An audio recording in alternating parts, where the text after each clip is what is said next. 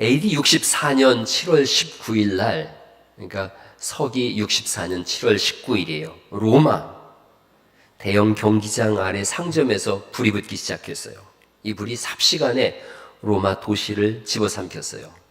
로마 역사가 타키투스의 글인데, 저런 큰 화재를 보면서 위용을 자랑하던 로마 제국은 불길에 휩싸이고 시내는 공포와 죽음의 지옥이 되었다. 9일 동안 타올랐어요. 바짝 말랐던 대지에 불이 붙었어요. 이 로마에 130만 명 정도가 살았는데, 로마의 14개 행정구 중에 3개구가 완전히 전수했습니다. 그리고 9개구는 절반 정도가 다 타버렸어요. 사람들은 이게 네로 황제의 짓이다, 이렇게 소문이 돌기 시작했어요. 또 흉흉한 소문 속엔 불타는 걸 보면서 네로 황제가 악기를 연주하면서 시를 낭송했다, 이렇게 네로 황제의 아주 여러 가지 루머가 돌면서 위기에 몰렸어요.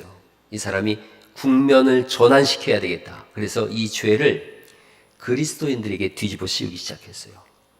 이거 예수 믿는 사람들이 마지막 종말일 때에 온 세상이 불탄다 그러지 않았느냐? 이 사람들이 한 짓이다. 그 결과 기독교인들을 사로잡아서 맹견이나 사자의 밥이 되기도 하고, 또 십자가에 매달아 죽이기도 했습니다. 저렇게 아주 잔인한 죽음이 여기서 시작되어졌어요.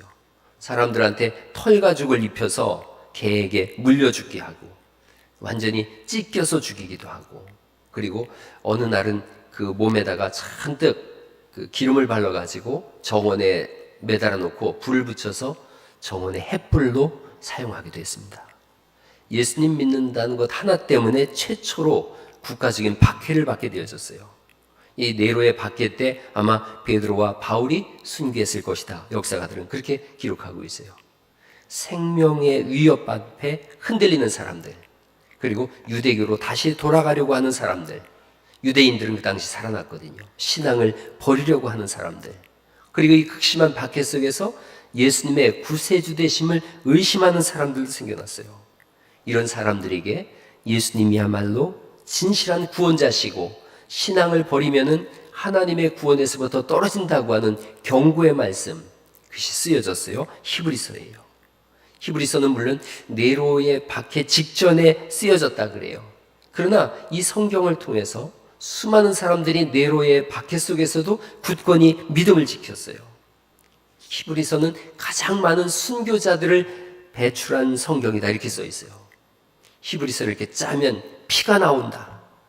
우리를 위해서 십자가에 죽으신 그리스도의 보배로운 피가 있고, 이 복음을 지키기 위해서 자기의 피를 흘린 수많은 순교자들이 있었다. 그래서 히브리서를 짜면 피가 흐른다. 코로나19로 인해서 폭탄을 맞았어요, 교회가. 이렇게 장기간의 비대면 예배를 통해서 사람들의 신앙이 흔들리기 시작했습니다. 이 팬데믹을 겪으면서 하나님의 섭리에 대해서 회의를 겪는 사람들도 있고, 그래서 히브리서가 쓰이던 당시에 잔인한 폭력과 죽음으로 신앙인들이 흔들렸다면, 오늘 21세기를 사는 우리는 팬데믹으로 인해서 신앙이 흔들리고 있어요. 이런 때에 다시 한번 히브리서를 펼쳐보는 겁니다. 과연 예수님은 누구시며 왜 이런 시대에 이런 일이 일어났는데 우리가 어떻게 이겨나갈 것인가 하는 겁니다. 히브리서의 주제는 딱 하나예요. 우월하신 그리스도, 우월하신 그리스도. 그래서 히브리서를 읽어보면 천사보다 우월하시고, 모세, 아론은 대제사장이죠. 대제사장 모세보다, 아론보다 우월하시고, 그 당시 사람들이 가장 중심으로 모였던 것이 성막인데 성막보다 우월하시고, 그 어떤 것보다 우월하신 그리스도 예수님에 대해서 히브리서는 말씀하고 있어요. 이 예수님은 누구신가? 예수님은 누구신가? 1장 1절을 다시 보시겠어요? 1장 1절에 옛적의 선지자들을 통하여 여러 부분과 여러 모양으로 우리 조상들에게 말씀하신 하나님이 이 마지막 날에는, 이 모든 날 마지막에는 아들을 통하여 우리에게 말씀하셨으니, 이 마지막 때는 아들을 통해서 우리에게 말씀하셨다. 그래서 예수님을 종말론적 계시자, 이렇게 신학적으로 표현합니다. 종말론적 계시자, 마지막으로 계시하신 분이시다. 계시는 하나님이 자신을 우리에게 나타내시는 걸 계시라 그래요. 계시는 두 가지가 있습니다. 일반 계시와 특별 계시가 있어요. 일반 계시는 모든 사람이 다 누리는 것이기 때문에 일반 은총이라고도 하고, 일반 계시는 자연을 통해서 하나님을 드러내기도 하고, 역사를 통해서 드러내기도 하고, 인간 내면을 통해서 드러내기도 합니다. 특별 계시가 있어요. 특별한 사람들에게만 주어지는 은혜의 계시예요. 그래서 특별 은총이라고도 하고, 그것은 성경과 예수님 두 가지가 특별 은혜, 특별 계시고 특별 은총이라 그럽니다. 로마서 1장 20절에 써 있어요. 창세로부터 그의 보이지 아니하는 것들, 곧 그의 영원하신 신성이 그 만드신 만물에 분명히 보여 알게 되나니. 그리고 시편 19편 1절에 있는 말씀인데 같이 한번 읽어볼까요? 시작. 하늘이 하나님의 영광을 선포하고 궁창 손으로 하신 일을 나타내는도다. 이게 일반 계시예요. 온 우주 만물이 하나님을 드러내고 있는 거예요. 특별 계시가 있어요. 예수님과 성경이라고 말씀하고 있어요. 요한복음 1장 14절에 있는 말씀인데, 말씀이 육신이 되어 우리 가운데 거하심에 우리가 그의 영광을 보니, 여기서 그는 예수 그리스도예요. 아버지의 독생자의 영광이요 은혜와 진리가 충만하더라. 예수 그리스도입니다. 그런가 하면 디모데후서 3장 15절 말씀에 성경을 말씀하고 있어요. 또 한번 읽어볼까요? 시작. 성경은 능히 너로 하여금 그리스도 예수 안에 있는 믿음으로 말미암아 구원에 이르게 하는 지혜가 있게 하느니라. 그러니까 우리가 신앙생활하는 성도는 자연과 역사와 인간 내면이라고 하는 일반 은총도 받고 있고, 예수님을 믿고 성경을 아는 특별 은총을 누리는 사람들이죠. 이 모든 것을 1장 1절에서 2절까지 말씀하는 거예요. 옛적의 선지자들을 통하여 여러 부분과 여러 모양으로 우리 조상에게 말씀하신 하나님, 일반 계시와 특별 계시로 말씀하시는 하나님이에요. 여러 모양으로, 여러 방식으로, 꿈을 통해서도 알려주시고 환상을 통해서도 알려주시고 직접 간접으로도 말씀하세요. 모압 왕 중에 발락이라고 하는 사람이 있어요. 이 발락이 발람이라고 하는 선지자에게 이스라엘을 저주하라고 얘기해요. 이 발람이 보니까 돈을 많이 주거든요. 그러니까 이스라엘을 저주해야 되겠다라는 마음이 그 속에 있는 거죠. 그래서 나귀를 타고 가는데 나귀 앞에 갑자기 천사가 칼을 빼고 있는 거예요. 나귀가 영환이 열려서 그걸 봤어요. 그러니까 나귀가 도망을 치죠. 그러니까 이 발람이 회초리를 가지고서 때려요. 너 어딜 가냐 이렇게 때리는데도 나귀가 또 도망을 또 갑니다. 그러다가 또 벽에다가 이 발람의 발이 찧어졌어요. 그러니까 또 때리는 거예요. 나귀는 계속 천사가 칼을 빼고 쫓아오니까 또 도망가죠. 그러니까 이제 발람이 넘어졌어요. 지팡이를 들어서 때리려고 그러는데 하나님께서 이 나귀의 입을 열어주셨어요. 그래서 나귀가 하는 거예요. 발람한테. 내가 당신 말 한 번이라도 어긴 적이 있느냐. 그런데 왜 나를 자꾸 때리냐. 그러니까 네가 왜 내 말 안 듣고 이러냐. 그러는 사이에 하나님이 발람의 눈을 열어보니까 여호와의 사자가 칼을 빼고 있는 것이 보여졌던 거예요. 때로는 하나님께서 나귀의 입을 열어서도 말씀하시는 거예요. 다양한 방법으로 말씀하세요. 그런데 이 모든 날의 마지막에는, 이 모든 날의 마지막은 예수님의 초림, 처음 오심부터 재림, 다시 오심까지의 그 시간이에요. 그때는 그리스도 예수님을 통해서 말씀하세요. 그래서 예수님을 종말론적 계시자, 마지막으로 하나님을 다 보여주신 분, 요한복음 15장 15절에 내가 내 아버지께 들은 것을 다 너희에게 알게 하였음이라 이렇게 말씀하세요. 예수님을 통해서만 말씀하세요. 마지막 때는. 왜 예수님으로 인하여 말씀하시는가가 1장 2절에 있는데 같이 한번 다시 읽어볼까요? 1장 2절에 왜 예수님으로 말씀하나? 읽어보죠. 시작. 이 모든 날 마지막에는 아들을 통하여 우리에게 말씀하셨으니 이 아들은 만유의 상속자로 세우시고 또 그로 말미암아 모든 세계를 지으셨음이니라 이렇게 말씀하세요. 예수님으로만 왜 말씀하시는가? 예수님은 아들이시기 때문에 그래요. 영원전부터 하나님의 아들이셨어요. 성경은 예수님께서 하나님의 아들이신 하나님임을 증명하고 있어요. 만유의 상속자라고 말씀하고 있어요. 모든 것의 상속자예요. 이건 모든 것이 예수님 것인데 우리에게도 중요해요. 우리에게도 예수님이 모든 것의 상속자라는 것이 우리에게도 중요합니다. 우리는 원래 하나님 형상대로 창조된 사람들이죠. 창세기 1장 27절에 있는 말씀 제가 읽어드릴게요. 하나님이 자기 형상 곧 하나님의 형상대로 사람을 창조하셨어요. 남자와 여자를 만드셨고 복을 주셨으며 그들에게 생육하고 번성하여 땅에 충만하라, 땅을 정복하라, 모든 생물을 다스리라 이렇게 말씀하셨어요. 하나님이 사람 만드시고 처음으로 주신 게 복을 주셨는데, 그런데 범죄한 인간이 이 복을 걷어차버렸어요. 타락함으로 인해서 하나님을 떠나가죠. 창세기 3장 17절이 그러자 복 대신 저주가 옵니다. 땅은 너로 말미암아 저주를 받고 너는 내 평생에 수고하여야 그 소산을 먹으리라. 땅이 네게 가시덤불과 엉겅퀴를 낼 거고 얼굴에 너는 땀을 흘려야 먹을 것이다. 너는 흙이니 결국은 흙으로 돌아갈 것이다. 이렇게 말씀하세요. 그런데 우리가 예수님을 믿음으로 인해서 예수님과 연합되어졌어요. 하나가 되어진 거예요. 그 결과 놀라운 사건이 일어나죠. 베드로전서 2장 9절이 예수님과 연합됐을 때 우리에게 일어난 말씀이에요. 너희는 택하신 족속이요 왕같은 제사장들이요 거룩한 나라요 그의 소유가 된 백성이다. 하나님의 백성이라고 말씀하고 있고, 로마서 8장 16절이죠. 성령이 친히 우리의 영과 더불어 우리가 하나님의 자녀인 것을 증언하시나니, 그 다음 같이 읽어볼까요? 17절 말씀 시작. 자녀이면 또한 상속자 곧 하나님의 상속자요 그리스도와 함께한 상속자니, 이렇게 말씀하세요. 그러니까 예수님이 모든 것의 상속자, 만유의 상속자라면 예수님과 연합된 우리도 동일하게 만유의 상속자가 되는 줄 믿으시기 바랍니다. 존 트랩이라고 하는 목사님이 한 줄로 썼어요. 이 상속자와 결혼하라. 그리고 모든 것을 소유하라. 예수님은 만유의 상속자예요. 예수님과 연합된 성도도 만유의 상속자가 되어져요. 그래서 이 세상으로 끝나지 않습니다. 이 히브리서가 쓰여질 당시에 예수 믿는 사람들을 향한 급격한 핍박과 박해와 죽음이 있을 때 이들의 머릿속에 있었어요. 우리는 예수님과 더불어 믿음의 상속자가 된 거다. 이 세상으로 끝나지 않는다. 고린도후서 5장 1절에 만일 땅에 있는 우리의 장막집이 무너지면 하나님께서 지으신 집 곧 손으로 지은 것이 아니요 하늘에 있는 영원한 집이 우리에게 있는 줄 아느니라 말씀하시는 줄 믿으시기 바랍니다. 새 몸을 입는 거예요. 고린도전서 15장을 계속 보면 영광스러운 몸으로 다시 산다. 강한 몸으로 다시 산다. 신령한 몸으로 다시 살아난다. 하늘에 속한 형상을 입는다. 변화될 것이며 썩지 않을 것이며 죽지 않을 거라고 말씀하시는 줄 믿으시기 바랍니다. 예수님 만유의 상속자예요. 그분과 연합된 우리도 동일한 삶을 누려요. 그런가 하면 성경 2절에 보니까 모든 세계를 예수님을 통해서 지으셨다. 창조주임을 말씀하세요.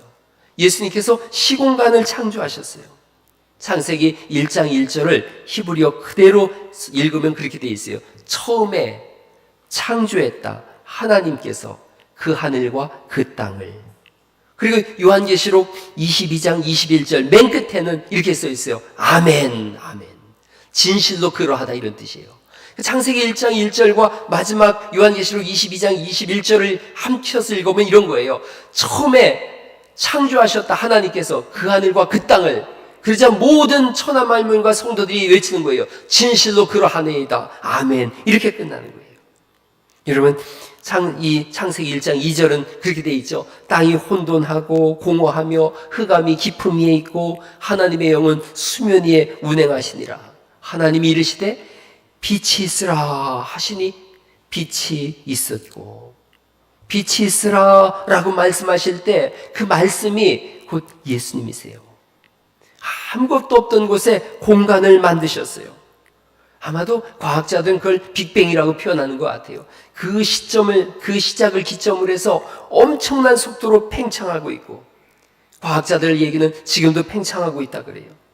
하나님이 빛과 어둠을 나누셨고 빈 공간을 채워가셨어요.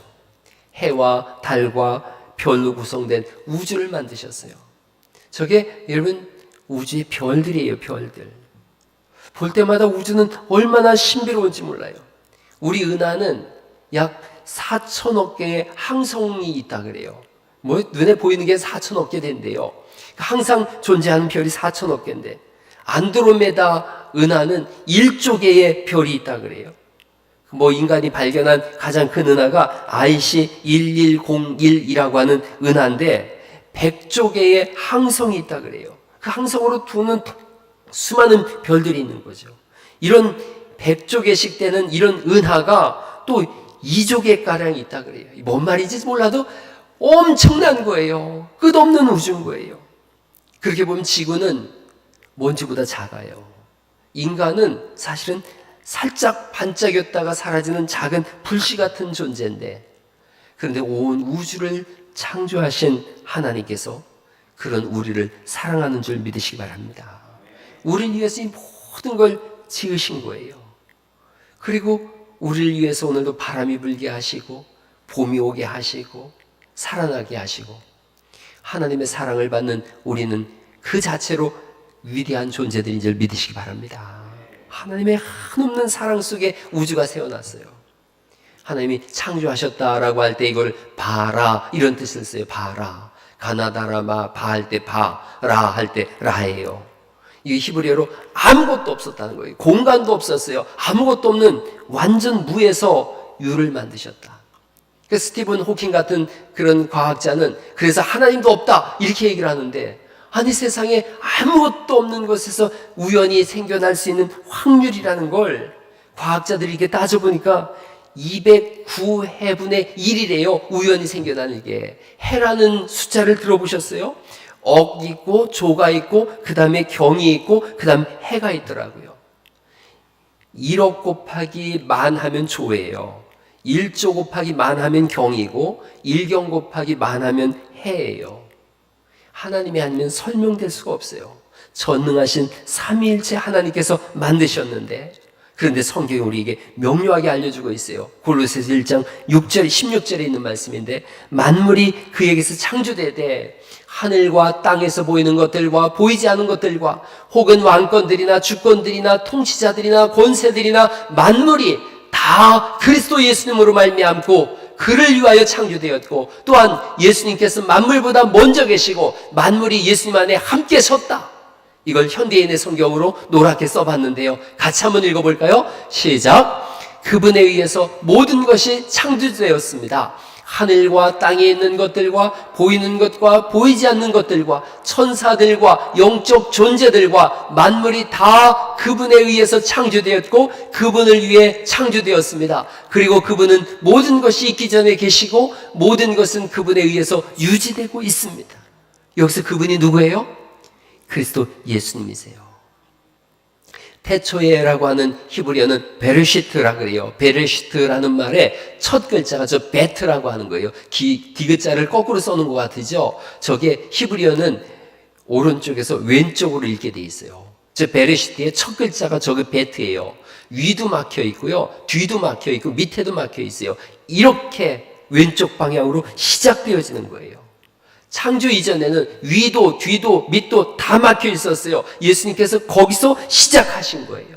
시공간과 물질의 시작이에요. 천사를 만드셨고 영원한 천국을 만드신 분이 예수님인 줄 믿으시기 바랍니다. 예수님으로 시작되어진 거예요. 우주에 대한 글을 보니까 너무 재미있어요. 우리는 우주의 5%만 볼 수 있다 그래요. 지구, 태양, 별 이런 것들 눈으로 보는데 원자로 뭉쳐져 있는데 이건 5%밖에는 5%도 차지하지 않는데요. 나머지는 암흑 물질이라고 하는 저 보이지 않는 암흑 에너지와 암흑 물질로 다 이루어져 있다 그래요. 그러니까 보이지 않는, 우리가 알지 못하는 95%로 우주가 채워졌어요. 물질도 아니고 빛 에너지 같은 것도 아닌 모종의 상태를 알 수 없는 그런 에너지라 그러더라고요. 그래서 성경 가만히 읽어보니까 하나님은 흑암 중에 계신 하나님이다 그랬는데 저걸 흑암 에너지라고 그러더라고요. 흑암 물질. 나중에 더 한번 알아보면 재밌을 것 같아요. 우리가 아는 것은 바닷가에 모래알 한 알만도 못해요. 일본의 대구치 하루아키라고 하는 사람이 철학과 종교의 세계사라는 책에 보니까 인간이 이렇게 의식하고 결정하는 것은 인간도 5%도 안 된대요. 95%는 무의식이 결정한대요. 그러니까 인간은 자기의 뇌도 모르고 우주도 몰라요. 그런데 히브리서 1장 2절이 말씀하는 거예요. 예수님으로 말미암아 모든 세계가 지어졌다. 예수님을 인하여 우리도 지어졌다. 우리는 어디서 왔다가 어디로 가는지 알지 못하는 나그네 인생인데 알 수 있는 유일한 길은 예수님을 믿는 것인 줄 믿습니다. 예수님은 영원한 세계를 만드신 분이기에 우리의 가는 길을 아시는 거예요. 고난 속에 있던 욥이 이런 고백을 합니다. 욥기서 23장 10절에 나의 가는 길을 오직 그가 아시나니 그가 나를 단련하신 후에는 내가 정금같이 나오리라. 내 가는 길을 예수님만 아시는 거예요. 하나님을 믿느니 내 주먹을 믿으라 이렇게 외치는 사람이 있어요. 그 주먹도 힘이 빠져서 쥐어지지 않는 때가 있어요. 영원하신 하나님과 접속하지 않은 인생은 소멸되고 사라집니다. 마지막으로 3절을 한번 더 볼까요? 예수님은 만유의 상속자시면서 창조주라고 말씀하고 있고 3절 말씀을 한번 더 보죠. 시작. 이는 하나님의 영광의 광채시요 그 본체의 형상이시라. 그의 능력의 말씀으로 만물을 붙드시며 죄를 정결하게 하는 일을 하시고 높은 곳에 계신 지극히 크신 이의 우편에 앉으셨느니라. 하나님 영광의 광채시다 말씀하세요. 하나님의 영광의 광채시다. 요한일서 1장 5절에 하나님 예수님은 빛이시며 어둠이 조금도 없으시다. 웨어스비라고 하는 목사님이 이렇게 썼어요. 예수님과 성부의 관계는, 성부 하나님과의 관계는 햇빛과 해의 관계와 같다. 그는 하나님의 영광의 광채시다. 햇빛을 해로부터 분리시킬 수 없는 것처럼 예수님의 영광을 하나님의 본질로부터 분리시킬 수 없다. 해는 빛나고 있고 해와 햇빛은 하나인 것처럼 성부 하나님과 성자 예수님은 해와 햇빛처럼 하나라는 거예요. 하나님 안에 존재하는 모든 비공유적 속성, 지난주에 말씀드렸던 전지전능하신 속성이 예수님 안에도 동일하게 존재하는 거예요. 창조주이신 예수님은 완전하신 하나님이세요. 흔들리는 사람들, 히브리서가 쓰여질 당시에 흔들리며 유대교로 복귀하려고 하던 사람들한테 믿음이 흔들리며 창조주이신 예수님에 대해서 혼란스러워하는 사람들한테 성경이 써 있는 거예요. 그분이야말로 영광의 광채시다. 하나님의 영광의 광채시다. 믿음에서 흔들리지 마라. 본체의 형상 이렇게 말씀하세요. 형상이라는 건 색이다, 복사하다. 옛날에 왕들이 이렇게 도장을 꽝 찍으면 도장과 찍힌 그것이 동일한 효력을 발휘했는데 예수님이 그 도장 같으신 분이시다. 도장에 찍힌 인 같은 분이시다.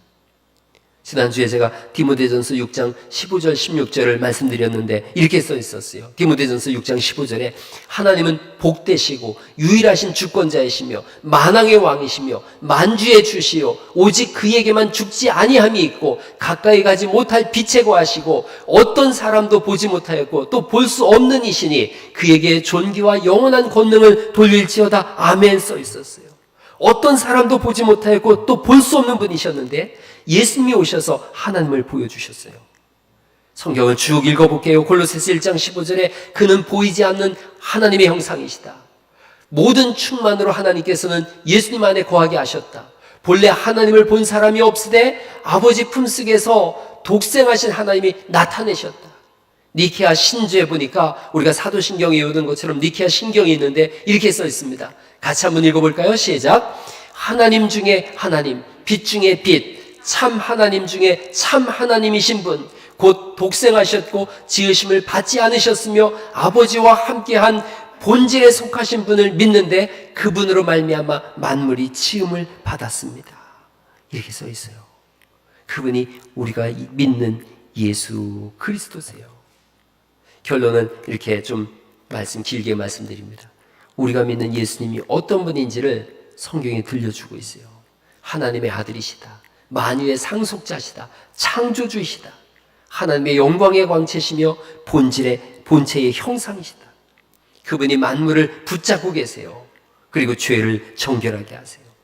우주를 붙잡고 계신 분, 지구를 붙잡고 계신 분, 그리고 여러분을 붙잡고 계신 분이 전지전능하신 그리스도 예수님인 줄 믿으시기 바랍니다. 우리는 하나님이 붙잡고 계세요. 우리의 사정과 상황을 누가 아는가? 하나님이 아세요. 위기에 살고 있어요. 우리의 위기를 예수 그리스도께서 아세요.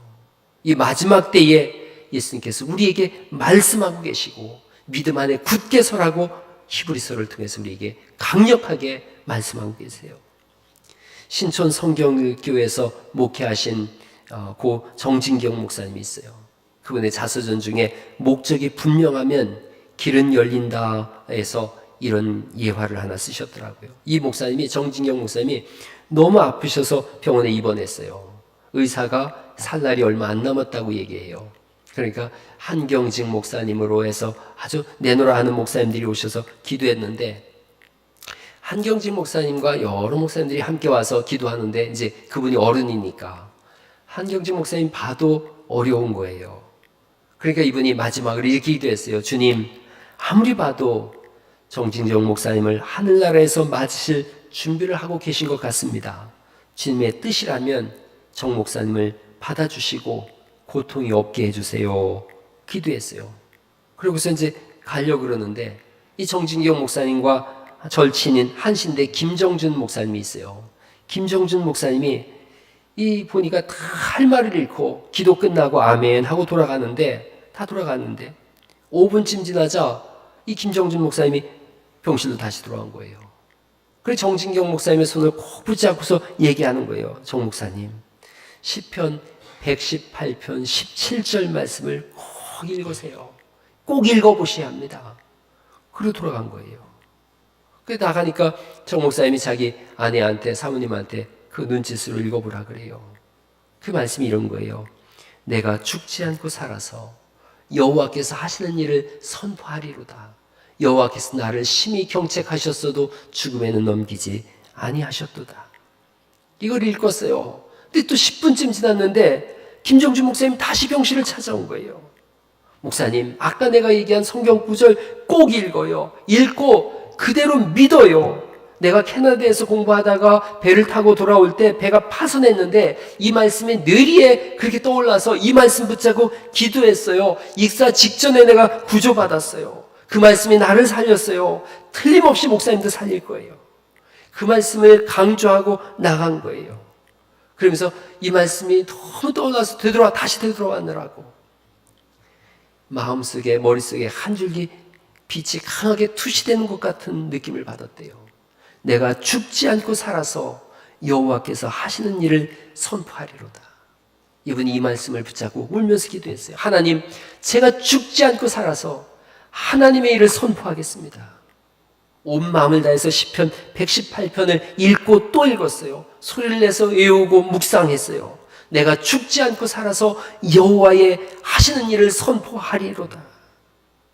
3개월 후에 건강을 되찾고 퇴원했어요. 이 일을 회상하면서 고백하는 거예요. 사경에서 헤매며 슬픔에 잠겨있던 나를 지탱해 준 것은 바로 김정준 목사가 심어준 하나님 말씀이었습니다. 오늘 우리가 읽은 성경이에요. 옛적에 선지자들을 통해서 여러 부분과 여러 모양으로 말씀하신 하나님께서 오늘 예수님을 통해서 말씀하세요. 다른 신은 없다. 다른 구원자는 없다. 다른 방법은 없다. 하나님의 아들, 만유의 상속자, 창조주, 하나님의 영광, 그 본체의 형상, 오직 예수님이라고 말씀하시는 줄 믿습니다. 신앙을 오직 예수님만 붙잡는 겁니다. 어떤 절망과 아픔과 고난의 문이 있더라도 그 문을 밀치고 나오셔서 그리스도 예수님으로 승리하시고 이 어둠의 시간에 다시 한번 불빛을 환히 드러내는 믿음의 역사가 있기를 예수님의 이름으로 축원합니다. 오직 예수라는